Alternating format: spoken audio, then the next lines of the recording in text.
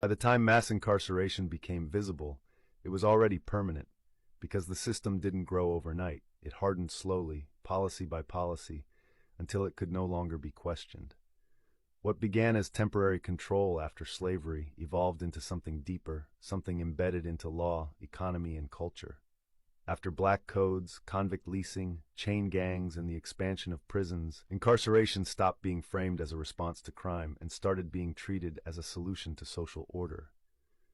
Laws were written broadly, enforcement was uneven, punishment was normalized, and once prisons became permanent institutions, the country began building around them instead of questioning them. By the mid-20th century, incarceration was tied directly to budgets, jobs, and political power. Rural towns depended on prisons for employment. State economies relied on prison labor. Private companies profited from uniforms, food, construction, and services. The system no longer existed just to punish, it existed to sustain itself. Then came policies that locked everything in place. Longer sentences, mandatory minimums, three-strike laws, parole restrictions. Each one reduced discretion and increased time behind bars.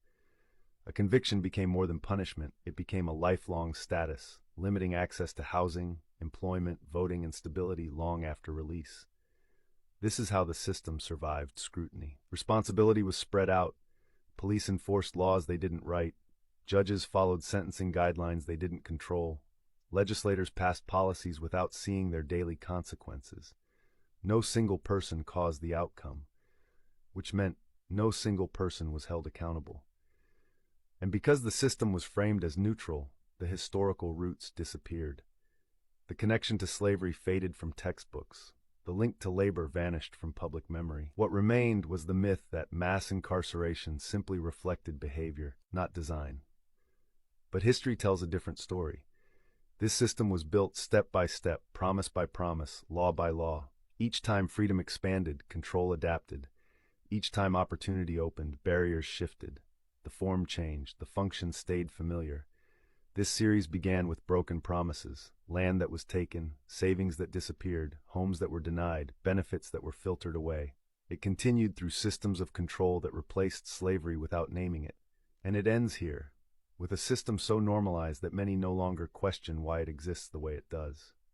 Understanding this history doesn't change the past, but it does change the story we tell about the present. It explains why inequality persists even when laws say equality exists. It explains why outcomes repeat across generations. And it explains why freedom without enforcement has never been enough. This wasn't inevitable, it was built.